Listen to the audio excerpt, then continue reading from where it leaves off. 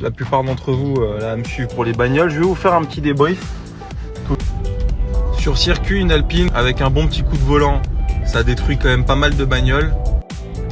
Franchement, ça casse pas trois pattes à un canard. Il n'y a pas d'aéro en plus. Il n'y a pas d'amélioration de moteur en plus. On peut pas dire que j'exploite pas mes autos, encore une fois, que ce soit sur le Bugatti ou que ce soit à Montlhéry, il n'y a personne qui m'est passé devant, je vous le dis tout de suite. Une bonne reproc chez les copains de chez Shiftech, un radiateur de boîte, et c'est bon, t'as besoin de rien d'autre. Et allez, salut à tous les amis. Putain, il y a beaucoup de gens. Pourquoi je suis obligé de dire putain? Pourquoi je suis vulgaire comme ça direct? Punaise, il y a beaucoup de gens qui m'ont écrit... Et je dis pas ça, tu sais, il y a beaucoup de gars sur les réseaux qui font « Oh, il y a plein de gens qui m'ont dit, tu sais, parce qu'ils veulent amener sur un sujet. » Moi, je vous jure, hein, il y a au moins 15 ou 20 personnes qui m'ont dit « Alors, t'en penses quoi de cette Alpine ?» Donc, comme vous êtes la plupart d'entre vous là à me suivre pour les bagnoles, je vais vous faire un petit débrief. Toujours, vous savez, je suis quelqu'un de franc du collier. Et je vais vous donner un avis, je pense, sans me vanter, qui est un avis le plus objectif. Pourquoi? Parce que 1, je suis payé par personne, 2, j'ai acheté la voiture, et 3, j'ai aucun intérêt à mentir. Tu sais, quand tu regardes les vidéos YouTube des gens ou les essais à la télé, il n'y a rien d'objectif. Parce que tu sais que si tu casses en deux la voiture, personne te la reprêtera, tu vois. Bon, et donc, on va en venir aux faits. Franchement, l'Alpine, c'est une super auto. Cette déclinaison R, je vous le dis, c'est le problème. Le problème, c'est pas l'Alpine, c'est la déclinaison R.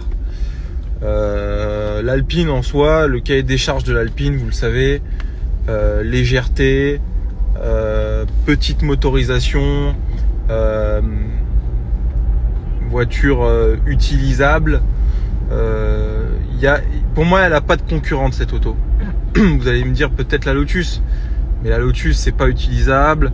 Je trouve que c'est cher, c'est cher d'utilisation une Lotus, qu'on le veuille ou non. Ça marche pas si fort que ça, à moins de prendre une 430 Cup. Donc franchement, pour moi, elle n'a pas de concurrence. Sur circuit, une Alpine avec un bon petit coup de volant, ça détruit quand même pas mal de bagnoles. Ça tient. Bon, si on met un bon pilote dans un GT4 RS, il est devant, mais ça tient un GT4 RS, je vous le dis. Ah, parce que ça fait 400 kg de moins, qu'on le veuille ou non. Donc, ok, il y a 200 chevaux de moins, mais 400 kg de moins, c'est énorme. Et vous le savez, le poids, c'est un peu l'ennemi de la performance. Enfin, c'est l'ennemi de la performance. Donc l'Alpine, c'est un super produit pour ces raisons-là. Maintenant, je vous le dis, j'ai une S que j'ai bien limée sur circuit avant d'avoir la R. Rappelez-vous, elle était gris mat. En vrai, j'ai vu aucune amélioration. Et pourtant, on peut pas dire que j'exploite pas mes autos. Alors peut-être qu'elle est un peu plus ferme, un peu plus tenue en termes de suspension. Mais franchement, ça casse pas trois pattes à un canard. Il n'y a pas d'aéro en plus. Il n'y a pas d'amélioration de moteur en plus. Moi, je trouve que la R, c'est une arnaque. C'est purement marketing. Elle a rien de R, cette voiture. Bon, voilà, c'est mon avis. Et on peut pas dire que j'exploite pas mes autos. Encore une fois, que ce soit sur le Bugatti ou que ce soit à Montlhéry, il n'y a personne qui m'est passé devant. Je vous le dis tout de suite. Après, faut-il encore qu'il y ait des pilotes. Mais en fait, ce qui est incroyable avec cette voiture, c'est que tu doubles les gens au frein. C'est-à-dire que tu as un virage, tu freines beaucoup plus tard, donc tu les doubles. C'est extraordinaire pour ça et c'est vraiment une vision du pilotage qui est extrêmement intéressante. C'est que tu sais, les constructeurs, c'est la course c'est l'escalade de la puissance. Bah avec l'Alpine, c'est tout l'inverse. C'est que c'est pas puissant. En ligne droite, tu te fais souffler par n'importe quelle bagnole, mais en fait, tu les rattrapes tous au frein. C'est extraordinaire. Donc, conclusion, on va pas parler 150 ans, vous avez compris le fin mot de l'histoire. Conclusion, l'Alpine, c'est une auto fabuleuse qui, je pense, faut avoir. Mais en fait, achète-toi une Alpine à 50 000 balles. Tu mets 4 kW3 Club Sport que tu peux régler. Tu fais une bonne reproc chez les copains de chez Shiftech. Un radiateur de boîte. Et c'est bon, t'as besoin de rien d'autre. Et allez, si tu pousses un peu le truc, tu mets un autobloquant chez MP Réseau, ça coûte 5000 balles. Et encore que l'autobloquant, en vrai, c'est pas une voiture très puissante, donc il n'y a pas un gros sujet de motricité, très honnêtement. Donc l'autobloquant, je suis même pas sûr que ça change grand chose, à moins d'aimer la glisse. Et encore que ceux qui étaient à Montlhéry ont pu le voir, hein. La voiture elle glisse dans tous les sens, appel contre appel, tu fais ce que tu veux. Alors faut se battre un peu avec le volant, mais j'ai envie de te dire, l'autobloquant c'est un peu pour les nuls. Voilà, pour 60 000 €, tu te fais une Alpine bien mieux que la R.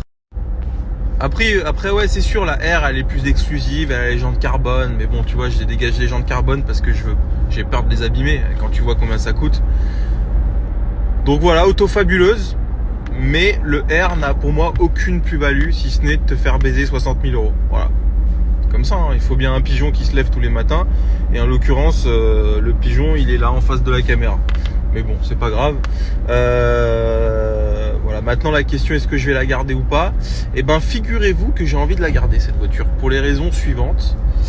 C'est que j'ai ma GT3 RS là qui arrive incessamment sous peu. C'est une voiture avec laquelle je vais un peu pister, mais franchement, pas tant que ça, parce que ça vaut quand même 300 000 €, 370 000 € avec le malus. Mais la voiture vaut 300 000 €. Je vais pas dire ouais, elle vaut 400 000 €, parce qu'elle vaut pas 400 000 €. Elle se vend pas à 400 000 €. Elle vaut pas non plus 370 000 € parce que le malus fait que. Donc on va arrêter de gonfler les prix artificiellement. La voiture, bon bref, ça reste une voiture qui vaut beaucoup d'argent, et donc j'ai pas envie de l'abîmer. Pour moi, c'est une œuvre d'art cette caisse. Et plus ça va, plus je commence à être un esthète de l'automobile.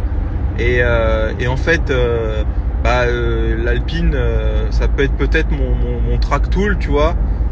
J'ai envie de l'améliorer un peu. Je sais pas si je vais le faire. Je suis pas un mec des améliorations. J'aime bien les caisses stock, mais c'est vrai que tu prends du plaisir à te dire que la voiture, tu lui fais pas du mal. Et c'est vrai que c'est intéressant ça avec l'Alpine, parce que comme c'est léger, quand tu freines, quand tu l'exploites, les consommables, tout, tu sais que la voiture elle prend pas cher comme une GT3 RS ou, tu vois, qu'on le veuille ou non, le GT4 RS, mes trains de pneus, il faisait 2 sorties.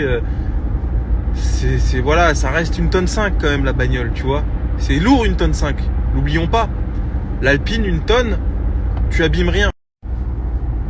Et je sais plus ce que je disais, je viens d'avoir un appel. Mais bon voilà, l'Alpine c'est une bonne bagnole, mais voilà, 120 000 € pour ça, c'est trop cher payé, ne nous mentons pas. Voilà, après la voiture elle est belle. Après, en vrai, en soi, qu'est-ce qui aujourd'hui en 2025 n'est pas trop cher payé? Quand tu regardes, tout est trop cher payé. Une paire de lunettes en plastique, j'ai payé ça 500 balles. Est-ce que c'est... Oui, c'est trop cher. Voilà, tout est trop cher payé. Un Taycan 120 000 balles, c'est trop cher, c'est de la merde. C'est pourri. Une GT3 RS à 370 000 €, c'est évidemment trop cher payé. Voilà. Il n'y a rien qui aujourd'hui est bon marché. Donc en vrai, ce débat-là n'a pas de sens aujourd'hui. Bon, voilà, tout simplement, le petit débrief de l'Alpine. Mais l'Alpine, c'est une super auto, hein. Je vous le dis, hein, les amis, c'est une très bonne auto. C'est pas une auto qui va vous faire vivre des sensations extrêmes, bien évidemment. Par contre, ce qui est très intéressant avec cette voiture, c'est que c'est une auto qui coûte très peu cher à l'utilisation, qui est très performante de par son poids. C'est français, voilà, il faut être fier aussi un peu de la France, même si vous savez ce que j'en pense. Nos ingénieurs ont du talent, et puis ce que j'aime bien, c'est que c'est une auto sympathique. Voilà, c'est pas une Ferrari, c'est pas un truc où c'est pas connoté l'Alpine, c'est sympathique, les gens te lâchent des pouces. Moi je le voyais au Rallye de Paris, les gens regardent, etc. Elle provoque un truc cette voiture, et c'est quand même agréable de pas être le connard de service dans sa caisse à 300 000 €, même si vous savez que je m'en fous d'être le connard de service parce que je le suis tous les matins. Néanmoins, voilà mon petit débrief de l'Alpine. C'est pas un débrief très politiquement correct, vous le savez comment je suis, mais vous m'avez demandé qu'est-ce que tu penses de l'Alpine, et ben voilà ce que j'en pense.